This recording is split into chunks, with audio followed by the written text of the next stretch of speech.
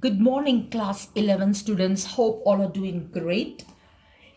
And I request all of you to take your maths classwork and textbook, and you can follow the video and you can take the notes.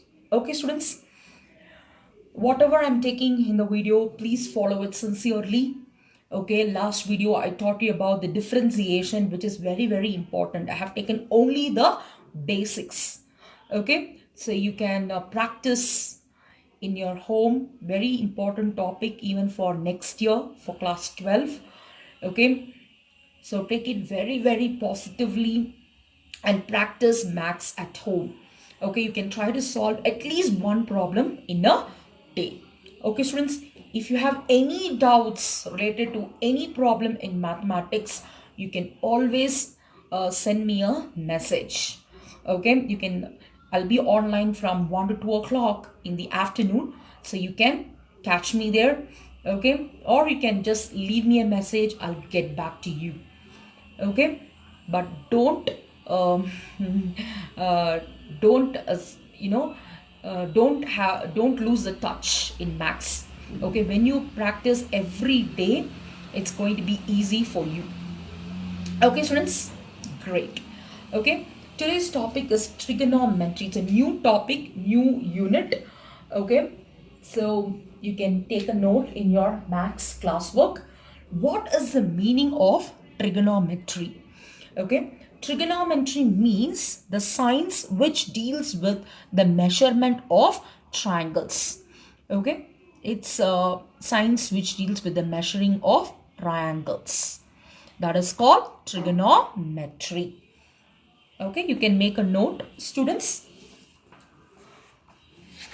What is trigonometry? It is a science which deals with the measurement of triangles. Okay, actually the word trigonometry is derived from a Greek word. Okay, it's called trigonon. Okay, it's called trigonon. I can write it somewhere here. Trigonon. Trigonon. And trigonon mean a triangle and metron mean measurement. Okay, trigonon mean triangle and metron, metron, metron. So combining the both, we have the word trigonometry.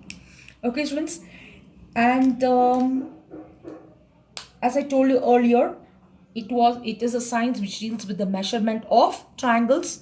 Hipparchus is the founder of trigonometry. Actually, he was a Greek astronomer, and okay, he he was the only one found the who concept invented the trigonometry. concept of trigonometry, and then the subject was developed by him, and then it helped him in the astronomical work. Okay, this is the historic background of trigonometry. Okay, what are the applications of trigonometry? Actually, in the earlier days, it was used in astronomy, surveying, navigation, etc., etc.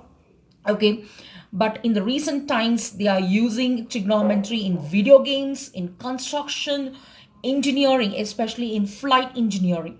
Okay, so these are the basic applications of important applications of trigonometry. Okay, in especially in engineering, in flight engineering, it helps to find the altitude. No, the trigonometry helps to find the altitude, the distance, the speed of the wind. Okay, all these things, it is being used in construction. It is used to find the height, width, length, all these things. Okay, video games. Okay, you all enjoy video games, so trigonometry is a tool which is highly used in the video games also. Okay, these are the important applications of trigonometry. Okay, students, next we'll study about magnitude of an angle. But before that, what do you mean by angle actually? Angle is nothing but it is the inclination of two straight lines. Am I right? It is an inclination of two straight lines. I can draw the angle. You have acute angle, obtuse angle. No, you would have studied in your lower class. So it's like this: inclination of two straight lines. Okay, so here I can make the angle. I can write this as theta, right? Angle theta, and this side I can write this as initial side, and this side I can write it as terminal side. Basically, the angle is nothing but it's the inclination of two straight lines. All right, and you have an initial side and the terminal side. Angle is denoted by theta or phi, right, or beta. There are many notations to determine the angles. Corrections? Anything else you remember for determining the notation of angles?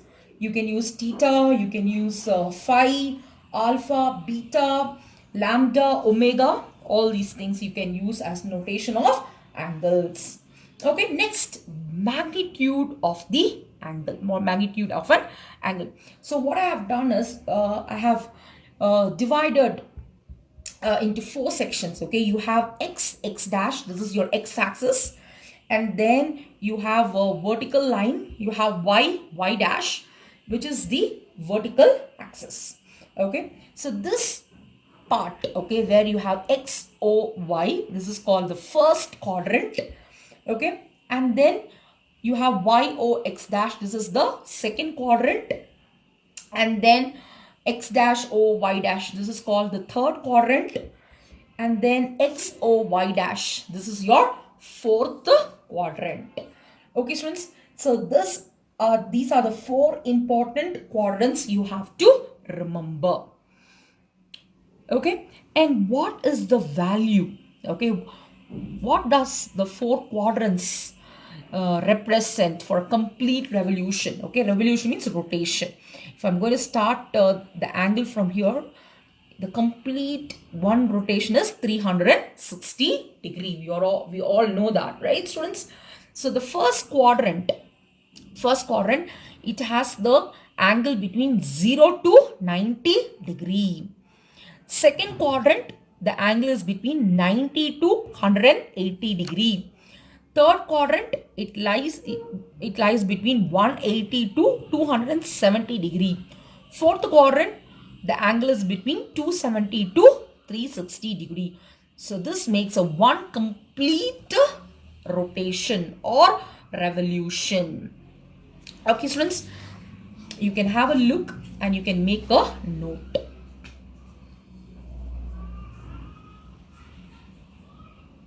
Okay, good. Then important note, theta will be more than 360 if after making one complete rotation. I told you one complete rotation or one complete revolution is 360 degree. After reaching the point, if again you're going to rotate, it will increase. Okay, if 360, again 360 plus 360 will give you 720. Again one rotation plus you have to add 360 degree. So it goes on and on. Okay, so that is an important note. Theta will be more than 360 if after making one complete revolution. So for example, 415 degree, how can you write 360 degree plus 55? Because 360 makes one complete revolution, and adding 555, it gives you 415 degree. Okay, next important relation. Okay, relation between radians and degrees. Pi radians is equal to 180 degree. Very, very important. Using this relation only, we will be converting degree into radian into degree. When I proceed further, you will understand. Okay, very important relation. So now we will talk about the relation between radian and angle. What is radian and what is the meaning of angle? Okay, what is radian? Actually, you can take notes along with this video. Radian is unit of measurement of an angle. So I have drawn a circle here, and then I have taken this angle, this portion, this sector. Okay, here this is the arc, right? So this angle is S is nothing but 1 radian, and R is nothing but radius of the circle. Okay, 1 radian is the angle made at the center, made at the center of a circle by an arc with the length equal to the radius of the circle. So what is 1 radian? Basically, it is the angle made at the center of a circle by an arc with the length equal to the radians. Okay, so what happens? An angle that creates the way all around. Okay, it makes 2 pi radians. What is the circumference of a circle? 2 pi r. Okay, so if this angle, okay, if this angle is going to rotate way around like this, okay, way around like this, it's going to rotate the way around like this. So we know that the circumference of the circle is 2 pi r. Okay, it makes 2 pi radians. Okay, 2 pi radians. Okay, which is equal to 360 degree. We know that if it's going to complete one complete revolution, the angle is 360 degree. So 2 pi radians is equal to 360 degree, which is very, very important relation. So we'll find what is pi radians. Okay, so 2 pi radians, we know 2 pi radians is 360 degree. Okay, so 2 into pi, 2 is in multiplication. When it comes to the other side, division. All right, so pi radians is equal to 360 degree divided by 2. If it come to the other side, it become division. 360 degree divided by 2. So which implies pi radians is equal to 360 divided by 2 will give you 180 degree. This is how we got the relation. Okay, pi radians is equal to 180 degree. So we can use this relation to convert 1 radians into degrees. Okay, students, it's very, very important relation you should remember. Okay, with this relation only we'll be converting the radians into degree and degree into radians. Got the point here? So what is radian actually? Radian is the unit of measurement of an angle. So this radian, S is nothing but 1 radian. So when it rotates, okay, you get the circumference of the circle 2 pi r. So we can write 2 pi radians is equal to 360 degree because it makes a one complete revolution. Okay, so 2 pi radians is equal to 360 degree. Therefore, pi radians is equal to 360 by 2, which is pi radians is 180 degree. Okay, this relationship we can use to convert the radians into degrees. So what is the procedure to convert for the conversions? Okay, we will see. All right, and in my next video I'll be explaining, I'll be solving the problem based on this. But now you have to understand the concept of the angles. You should know what is a radian. Okay, how we are going to convert. You have that basics so that it's going to be easy for you to solve the problem. Okay, students, to convert an angle in radians, okay, that is 2 degrees. If you're going to convert the radians into degrees, then you're going to multiply just by 180 degree divided by pi. Okay, to convert an angle into radians, then multiply the number of degrees by pi by 180 degree. Okay, when you solve the problem, you'll understand. But just make a note of this. Okay, students. So what we discussed today, okay, we discussed the topic trigonometry. What is the meaning of trigonometry, right? What is trigonometry? It is a science which deals with the measurement of triangles. Very simple. Trigonometry deals with the measuring of triangles. Hipparchus is a Greek astronomer and he is the founder of trigonometry. So in practical applications where it is used in astronomy, surveying, navigation, video games, construction, engineering. Okay, so in all these fields we apply the trigonometry. Then we discussed about the angle. What is the meaning of an angle, right? What is angle actually? In geometry, the meaning of angle is nothing but its inclination of two straight lines, all right, which meet but are not in the same straight line. I explained earlier, right? You have a terminal side, you have a initial side. It's inclined. The two straight lines are inclined. So this is called an angle. It makes angle theta. It could be lambda, it could be gamma, it could be beta, it could be phi. These are the notations of the angle. Then magnitude of the angle. We discussed about the four quadrants. Quadrants, I'll write the spelling here. QUADRANTS. Quadrants. Okay, this is the first quadrant, second quadrant, third quadrant, fourth quadrant. So one complete rotation means it's 360 degree. So in first quadrant, what are the angles you have? You have the angles between 0 to 90 degree. In the second quadrant, you have 90 degree to 180 degree. In the third quadrant, you have 180 to 270 degree. In the fourth quadrant, you have 270 to 360 degree, right? So these are the magnitude of an angle. Then we discussed about the relationship between the radian and the angle. Relationship between the radian and the angle. What is radian? It's nothing but it's a measurement of the angle, unit of measurement of angle. So 1 radian is nothing but it is the angle made at the center of a circle by an arc, okay, which the length is equal to the radius of the circle.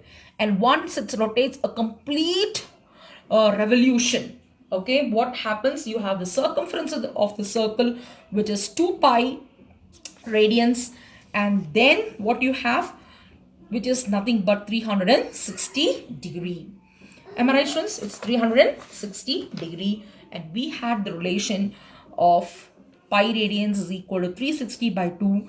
Pi radians is equal to 180 degree. So we can use this relationship to convert the radians into degrees. So we discussed about that, right? And then we also discussed theta will be more than 360 if after making one complete revolution. Okay, and then finally the procedure to convert the angle into degrees and degrees into angle. Okay, now what is the task for you is you all take the maths textbook, page number 73. Okay, you can copy the notes from your textbook. All right, what is trigonometry? You have angles definition. All right, and then you have the magnitude of the angle. All right, and then you also have a diagrammatic representations. Okay, you have a diagrammatic representation. What you have to do is you have to discuss this. You have to complete this. In what quadrants are the following angles? So I discussed what are the 4 important quadrants. Okay, what are the important 4 quadrants you have and where the angle lies. So you have to see what quadrants are the following angles. Negative 40 degree. Which quadrant it lies? Okay, you have to find out 150 degree where it lies. Okay, and then second one, draw the diagram for the following angles showing the exact position. All right, 125 degree means where it stays. Okay, you can try these 2 problems, students. It's just a try. You can explore, you can use Google to find the answer. Okay, you all should have the practice of self-study, okay, or exploring more on this. Okay, and if you have any doubt, you can leave me a message. All right, students, you can try this. It's going to be easier. Okay, and still any problem, you can do whatever angles you know. You can try this. It's not that you have to follow all the angles. Just try in which quadrant the following angles lie, and then in supporting to that you have to draw the diagram for the following angles, showing the exact position. Okay, once you have done this, you can just click a photo and then you can submit under assignment on trigonometry. Okay, still I find many students are not completing the assignment. Students, please do it, because every assignment is very important for evaluation. Okay, so keep in mind, and once the school reopens, it's going to be easy for us, okay, to solve more problems on the trigonometry. Okay, students, have a great day. Thanks for watching the video. Bye bye.